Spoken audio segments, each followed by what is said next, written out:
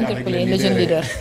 Automatiquement, parce que on a beaucoup de choses à dire sur l'enseignement, mais je pense qu'on aura beaucoup d'émissions. Absolument. Pour parler de ça. Oui, c'est toute la semaine de toute façon. Inch'Allah. C'est jusqu'au jeudi. Directement, on va interpeller notre leader là, mon frère Mamour Thiam, et je vais te poser une question très directe. Moi, qu'est-ce qu'on doit attendre d'un jeune, plus précisément les étudiants, durant ces périodes de vacances? Absolument. Merci pour la question. Mais avant la question, je vais mettre une transition importante. Li tax mooy xam nga professeur mi ngi wax ci enseignement supérieur. Et quand on parle de l'enseignement supérieur, je pense que les étudiants sont les acteurs majoritaires de l'enseignement supérieur. Absolument. J'en fais partie des étudiants là. Maintenant dañuy wax ne si vous avez une entreprise et que votre plus grand filiale s'en aille, vous devez se battre pour le récupérer. Li mu bëgg wax mooy tey tout à l'heure on parlait de la crise sociale bi nga xamante ni tey nekk na au sein de la société. Tey si vous partez à l'université Cheikh Anta Diop de Dakar, les trois concepts qui sont plus utilisés au sein de l'espace universitaire mooy capot, gérer ak SEMA. Xam nga la mooy capot mooy bandi. Ñun est-ce que nous en avons besoin de bandits au sein de l'université Cheikh Anta Diop? Je pense que tout ça c'est des choses yoo xamante ni pour wax ne dama jàpp ne nous devons faire focus sur l'éducation des jeunes, particulièrement sur les étudiants, parce que c'est eux qui doivent tracer la direction pour que au sein de la société yeneen jeunes yi nga xamante ni ce ne sont pas des jeunes instruits ñu mën a roy ci ñoom pour mën ci génn. Et que l'autre également je pense que l'État a une grande contribution à faire. Contribution bi mooy tey soxla bi étudiant bi am d'abord pour mën a am assise bu ko permettre ba jàng bi nga xamante ni mooy compétence yi entreprise bi di laaj pour mën ko proposer universitaires yi pour ñoom ñu mën ko def benn contenu de formation pour ci étudiant bi pour su génnee mën a produire su génnee mën a actif mën a joxe résultats yu positifs. Je pense que l'étudiant d'abord doit être dans des conditions qui lui permettent de mieux apprendre pour que su génnee mën a être utile à la société. Donc ci loolu dafay soxla logement dafay soxla nourriture et je pense que loolu mérite un autre débat boo xamante tey jar na ñu waxtaan ci. Cette question mooy tey lan la ñuy xaar ci ndawu Sénégal par rapport ak vacances yi. Dama jàpp ne li ñuy xaar ci ndawu Sénégal yi bëri na ndax dañu nekk ci chantier. Un étudiant. Dañu nekk ci chantier te chantier bi mooy construire le Sénégal.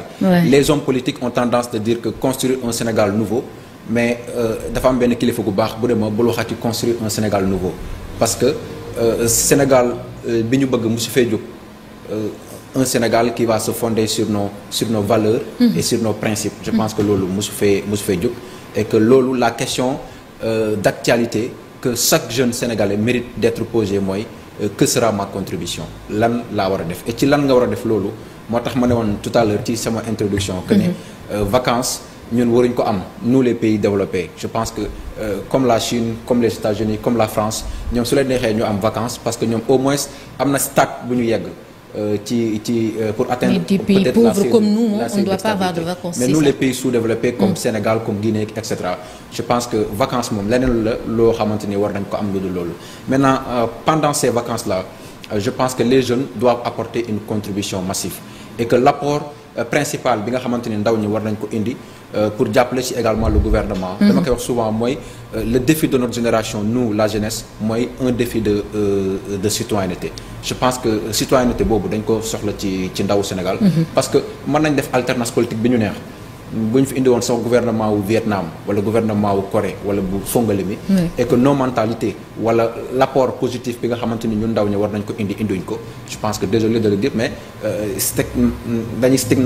dañuy def stagnation ci bu ñu nekk rek quoi ñu mën a avancer. Donc ndaw ñi tey dañu war a am des initiatives dans des vacances. Le gouvernement am na ko seetal suñu réew c'est un bon concept et je pense que les jeunes doivent s'intéresser davantage dans ces genres d'activités-là pour apporter les contributions parce que je pense qu'on a grande chose à contribuer pour le développement. Alors d'habitude yow si ay vacances nan nga koy doxalee. Oui, absolument. Donc man sama suñuy vacances ñu ko doxalee par exemple maa ngi koy wax dem professeur ma ne ko nous avons initié un concept qui s'appelle vacances citoyennes. Vacances citoyennes c'est nous allons regrouper l'ensemble des étudiants du Sénégal venant de différentes universités pour parler pour faire des contenus de formation non seulement pédagogiques pendant les vacances, faire des formations sur l'entrepreneuriat, sur business model Canva parce que professeur wax na ko léegi on doit pas seulement former les jeunes pour que ñu mën a nekk ñoom ñëpp des bureaucrates.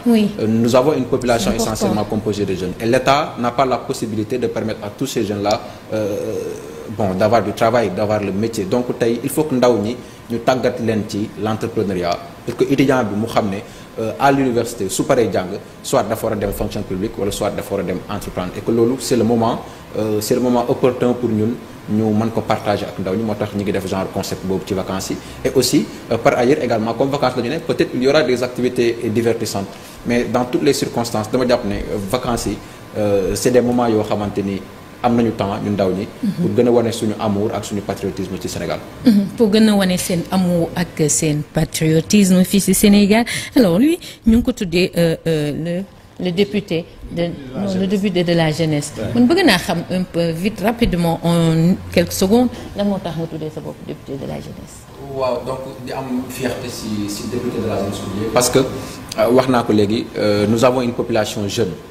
Le Sénégal, l'Afrique, la sous-région, nous avons des populations essentiellement composées de jeunes et que man dama gis ne ci àdduna bi tous les pays qui sont développés se focalisent sur deux choses à savoir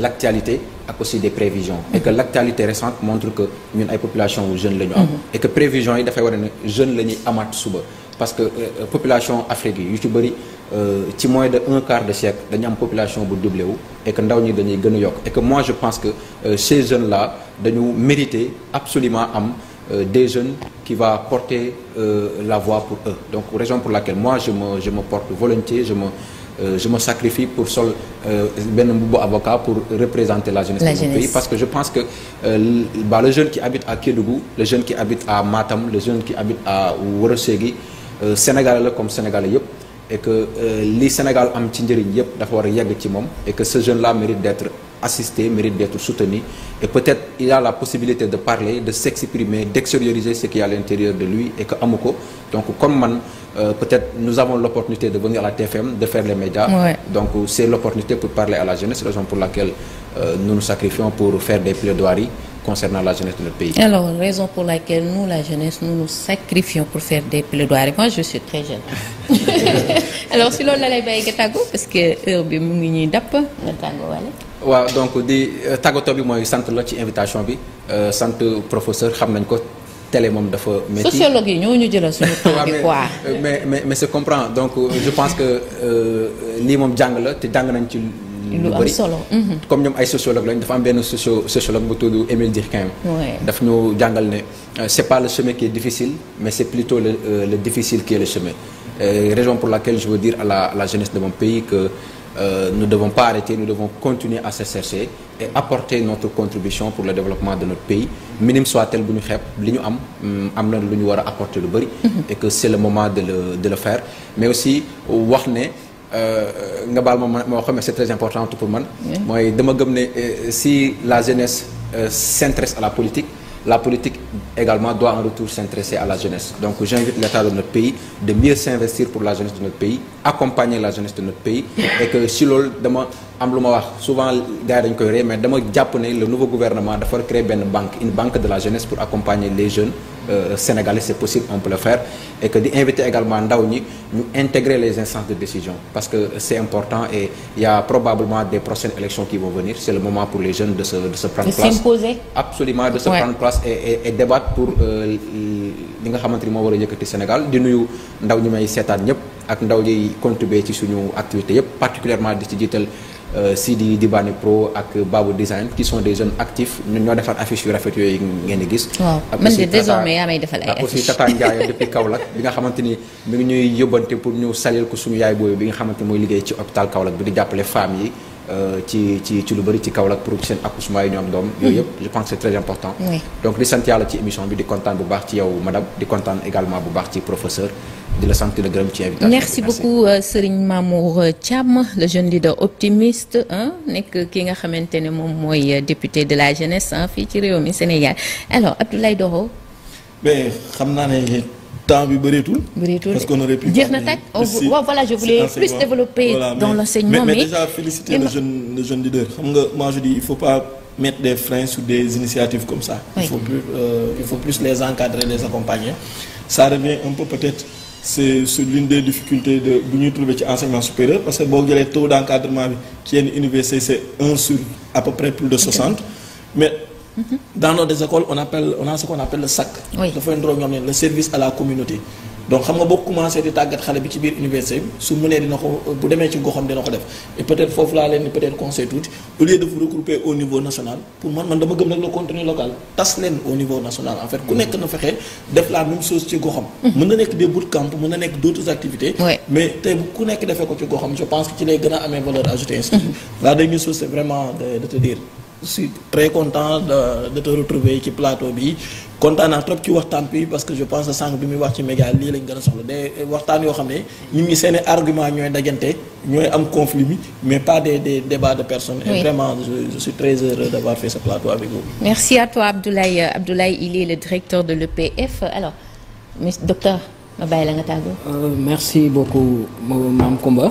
donc malheureusement du ma am possibilité wu ñëwaat ci sa thématique bi muy problème crise universitaire bi effectivement parce que man nekkoon naa délégué au niveau de la CSL la coordination des étudiants de Saint-Louis de l'UGB donc crise universitaire am na lu ma ci mënoon wax mais prochainement pratiquement on aura l'occasion de le faire di la remercier vraiment ci voilà di la remercier ci invitation bi di rafetlu seen liggéey di nuyu Sénégalais encore une fois ak seen internautes yi merci beaucoup Moustapha vite fait. waaw tey moom bul nuyu kenn tàggoo war rek ñu def. juste remercier Mame Coumba remercier mon frère Amdi Moustapha que je salue remercier Eva ci plateau déggal ci antenne bi. et tous les téléspectateurs qui nous suivent à travers la TFM. merci beaucoup merci ñi nga xamante ne ñoom ñoo doon seetaan ngeen retrouver léegi ki nga xam ne moom mooy Baye Cheikh ci biir Midi Plus ah waaju lakkale jooju borom blue lan nomade blue waaw donc léegi man ma jox leen dig daje demain incha allah à la même heure sur Miroir du Sénégal.